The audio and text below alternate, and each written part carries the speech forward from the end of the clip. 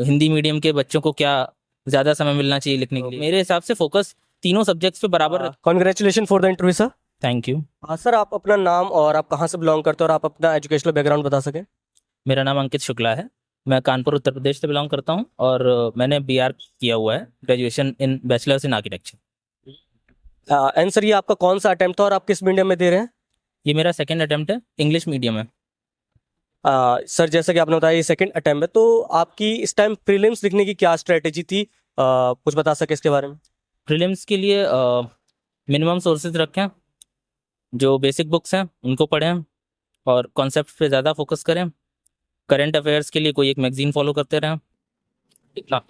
And sir, आपका optional क्या था। ऑप्शनल हिंदी साहित्य है। सर, हिंदी साहित्य से कुछ सवाल थे इंटरव्यू में। जी बिल्कुल, कई सारे थे क्योंकि मेरा मीडियम इंग्लिश था और हिंदी साहित्य ये एक थोड़ा अलग सा कॉम्बिनेशन है, इस वजह से कई सवाल थे इसमें। आप किस तरह के सवाल पूछे सर। बेसिकली तो एक रीज़न तो यही पूछा उन्होंने कि आपका ऑप्शनल ये है और मीडियम इंग्लिश है, और दूसरा हिंदी दिवस वगैरह इन पे बातें हुई, और हिंदी मीडियम के बच्चों को क्या ज़्यादा समय मिलना चाहिए लिखने के लिए, ये सब भी था।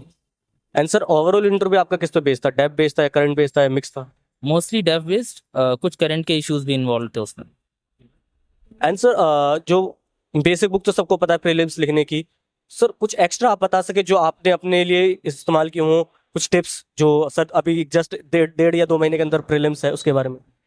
मुझे लगता है अपना सोर्सेज कम रखें और मैक्सिमम रिवीजन दें उन चीज़ों पे, और इसके अलावा पीवाईक्यूज पे फोकस काफ़ी रखें, क्योंकि पीवाईक्यूज काफ़ी इंपॉर्टेंट है मुझे लगता है। और लास्ट के डेज में तो मॉक्स वगैरह पे ध्यान ज़्यादा नहीं देना चाहिए, पीवाईक्यूज पे ही फोकस करना चाहिए आखिरी में।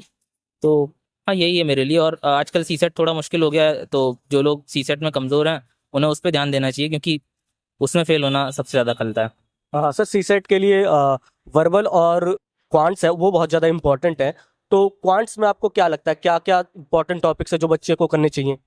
देखिए, मैं टॉपिक्स तो आपको नहीं बता पाऊंगा। मैं ये कहूँगा कि आप जो 3 सब्जेक्ट्स हैं आपके जो मेजर आते हैं, उसमें कॉम्प्रिहेंशन आता है, क्वांट्स और मैथमेटिक्स, रीजनिंग वगैरह।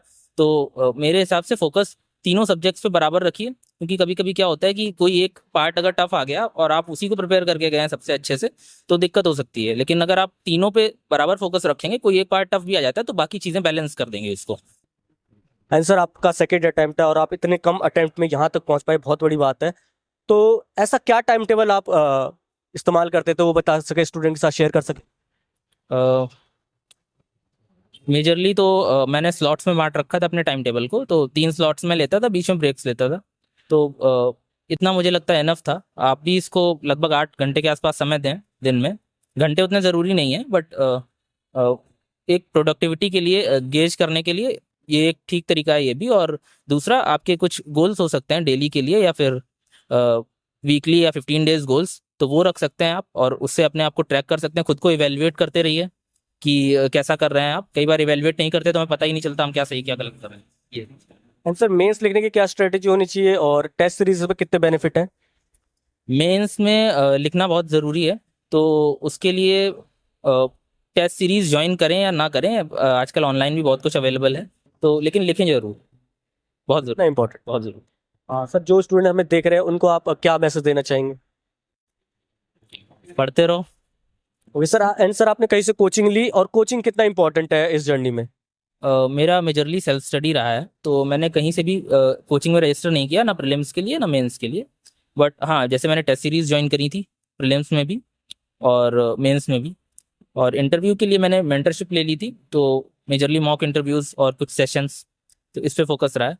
बाकी बुक्स पे मैं ज़्यादा रिलाई करता हूँ। और दूसरी चीज़ कि जहाँ प्रॉब्लम है वहाँ पर आप देख सकते हैं कि यूट्यूब पे भी काफ़ी कुछ कंटेंट अवेलेबल है, या किसी टीचर के आपको वीडियोस मिल जाते हैं, तो वो उन सब चीज़ों से काम चला लें। आपको समझना ज़रूरी है, इससे ये मैटर नहीं करता कि आप कोचिंग में पढ़ रहे हैं या यूट्यूब पे पढ़ रहे हैं या फिर किताबों से पढ़ रहे हैं। यानी बिना कोचिंग के भी स्टूडेंट कर सकते हैं।